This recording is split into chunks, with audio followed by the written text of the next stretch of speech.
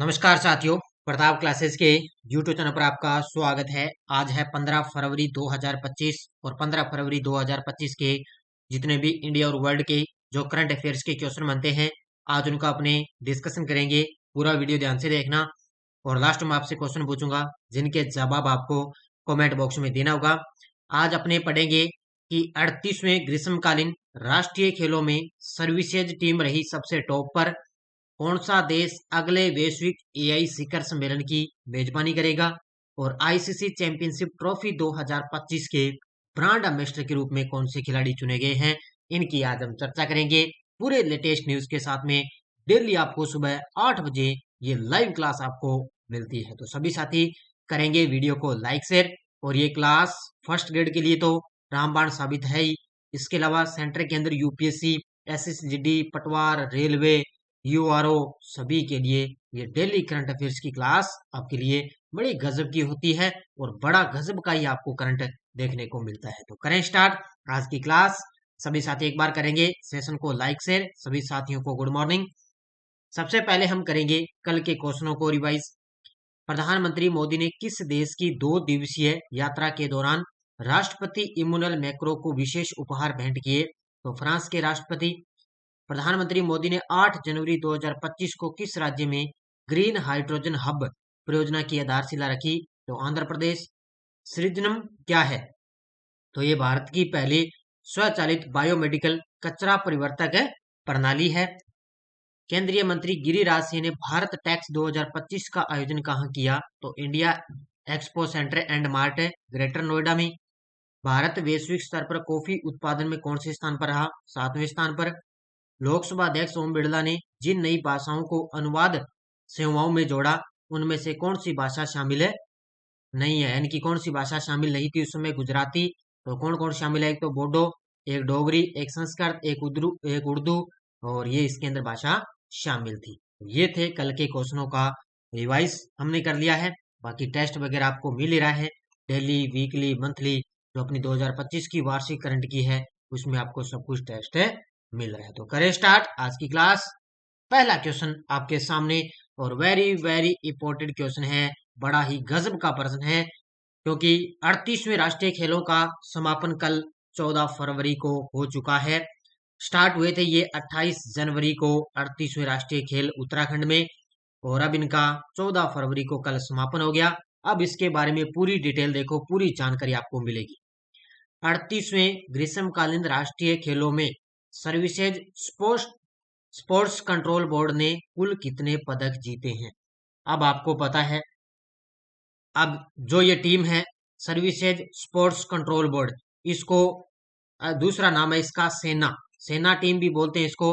तो इसने सबसे ज्यादा पदक जीते हैं। कितने पदक? 121। कितने पदक जीते?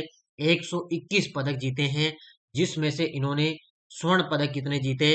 68 और कांस्य पदक जीते हैं 26 और रजत पदक कितने जीते हैं? 27। तो टोटल कितने हो गए? 121 पदक जीते हैं सर्विसेज टीम ने। तो टोटल पहले स्थान पर रही है और दूसरे स्थान पर रही है महाराष्ट्र, तीसरे स्थान पर रही है हरियाणा। अब सारी डिटेल देखो आपके सामने पूरी।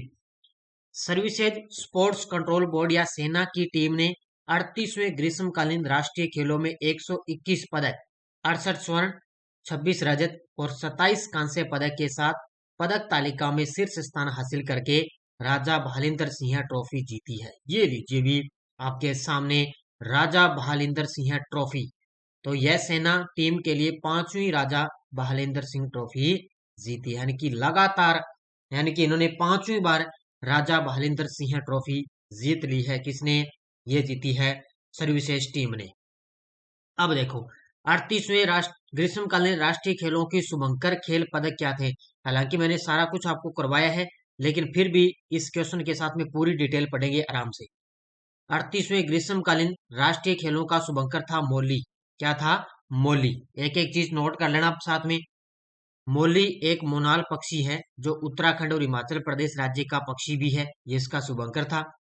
खेल खेल की शुरुआत में मलखंब और योगासन को प्रदर्शन खेल के रूप में घोषित किया गया था, लेकिन बाद में इसे पदक खेलों में बदल दिया गया था। पदक खेलों के अंदर बदल दिया गया। इसके अंदर 2 खेल थे, नोट कर लेना ये पॉइंट। दो खेल थे, एक तो कलारीपयट्टू और एक राफ्टिंग। ये प्रदर्शन खेल थे जिन्होंने इस प्रतियोगी भाग्यों में कोई पदक नहीं दिया गया था। यानी कि ऐसे दो खेल थे जिन्होंने इस प्रतिभागियों को कोई भी पदक नहीं मिला था, एक तो कलारीपयट्टू और एक राफ्टिंग। इस प्रकार 38वें राष्ट्रीय खेलों में 35 खेल थे और 33 पदक वाले खेल और 2 गैर पदक वाले भी खेल शामिल थे। टोटल कितने खेल थे? 35 खेल। अगर गहराई से प्रश्न आएगा तो यहाँ से बनेगा कि 38वें राष्ट्रीय खेलों में टोटल 35 खेल थे, जिसमें से 33 पदक वाले खेल थे और 2 गैर पदक वाले खेल थे। और देखो इसके बाद में डिटेल, ये देखो आपके सामने पूरी टीम। ये देखो team services sports control board सेना, टोटल स्वर्ण पदक 68, रजत पदक 26, कांस्य पदक 27 और कुल पदक कितने जीते? 121। दूसरे स्थान पर महाराष्ट्र, टोटल स्वर्ण पदक 54, रजत पदक 71, कांस्य पदक 73, टोटल कितने पदक जीते? 198। ये देखो अब आप सोचोगे भी यहाँ पर तो इन्होंने 121 पदक जीते, यहाँ पर 198 पदक जीते, लेकिन यहाँ पर देखो स्वर्ण पदक किसके ज्यादा है? स्वर्ण पदक याद रखना सर्विसेज टीम के ज्यादा है, और जिस टीम के स्वर्ण पदक ज्यादा होंगे वही टीम सबसे टॉप पर होती है, ध्यान रखना इस बात का। हरियाणा 48 पदक, उसके बाद में 47 रजत, 58 कांस्य और टोटल 153 पदक जीते हैं। अब देखो हरियाणा भी इससे ज्यादा देखो पदक जीता है, लेकिन यहाँ पे स्वर्ण पदक इनसे कम है। बात होती है गोल्ड की, तो सर्विसेज टीम ने सबसे ज्यादा पदक जीते। उसके बाद में देखो राष्ट्रीय खेलों का उद्घाटन समारोह 28 जनवरी 2025 को देहरादून उत्तराखंड में आयोजित किया गया था, और इन खेलों का उद्घाटन प्रधानमंत्री मोदी ने किया था। पहला पॉइंट ये याद रखना। साथ साथ में खेलों का समापन 14 फरवरी 2025 को अंतर्राष्ट्रीय खेल परिसर हल्द्वानी उत्तराखंड में आयोजित किया गया था, और केंद्रीय गृह मंत्री और सहकारिता मंत्री अमित शाह समापन समारोह के अंदर मुख्य अतिथि रहे थे। जब कल 14 फरवरी को इसका समापन हुआ तब अमित शाह मुख्य अतिथि रहे।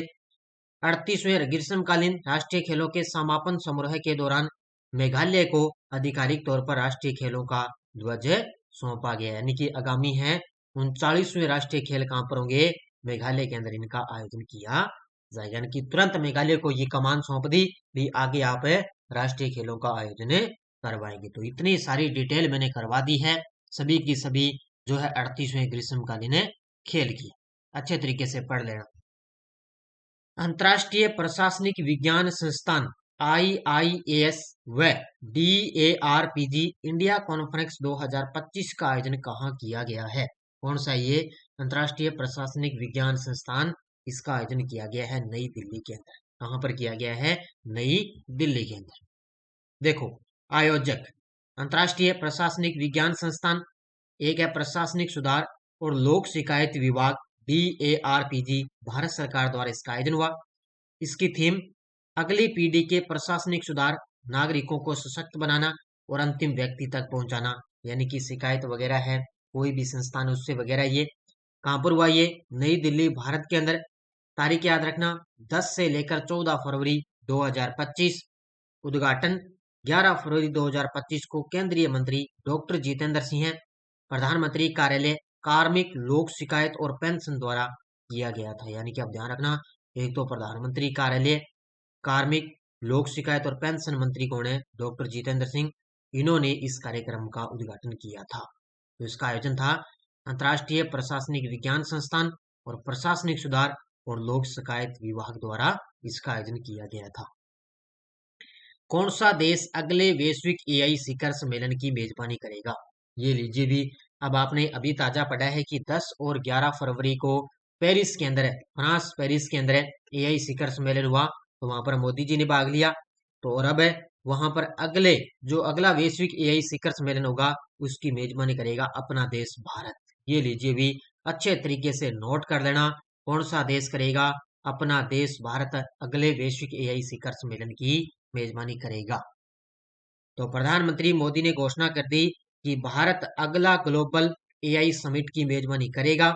यह घोषणा पेरिस में हुए AI एक्शन समिट के दौरान हुई, जहां PM मोदी और फ्रांस के राष्ट्रपति इमैनुअल मैक्रों ने वैश्विक सहयोग और जिम्मेदार AI विकास पर चर्चा की थी। इमैनुअल मैक्रों भी इनके साथ में थे। इसके साथ में जब पेरिस के अंदर इसकी शुरुआत हुई, तो एक नई एआई पहल की शुरुआत की गई, एआई फाउंडेशन और काउंसिल फॉर सस्टेनेबल एआई की शुरुआत भी की जाएगी। ये नई पहल है, ये शुरुआत इसकी की जाएगी। भारत के किस पूर्व सलामी बल्लेबाज को आईसीसी चैंपियनशिप ट्रॉफी 2025 के ब्रांड एम्बेसडर के रूप में चुना गया है? ये लीजिए, भी अभी स्टार्ट होने जा रहे हैं ये 19 फरवरी से। आईसीसी चैंपियनशिप 19 फरवरी को स्टार्ट होंगे और कब तक चलेंगे? 9 मार्च तक इनका आयोजन होगा। तो इसके ब्रांड एम्बेसडर बन गए शिखर धवन। ये देखो तस्वीर में आपके सामने भारतीय क्रिकेट खिलाड़ी शिखर धवन को इसका ब्रांड एम्बेसडर नियुक्त कर दिया। तो आईसीसी चैंपियनशिप ट्रॉफी 2025 की मेजबानी पाकिस्तान और दुबई में 19 फरवरी से 9 मार्च 2025 तक की जाएगी। इस टूर्नामेंट के 4 आधिकारिक ब्रांड एम्बेसडर में भारत के पूर्व सलामी बल्लेबाज शिखर धवन को शामिल किया गया है। यानी कि 4 ब्रांड एम्बेसडर बन गए। भारत के अंदर तो बन गए शिखर धवन। अन्य एम्बेसडर देखो, एक तो है सरफराज अहमद, शेन वॉटसन और टीम साउथी। ये है 3 अन्य, 4 खिलाड़ियों को इसका ब्रांड एम्बेसडर नियुक्त कर दिया। हरियाणा सरकार द्वारा हर खेत स्वस्थ खेत अभियान के तहत किसानों को कौन सा कार्ड प्रदान किया जाएगा? हरियाणा सरकार द्वारा हर खेत स्वस्थ खेत अभियान चलाया जा रहा है, उसी के अकॉर्डिंग किसानों को कौन सा कार्ड प्रदान किया जाएगा? वो किया जाएगा सोइल हेल्थ कार्ड।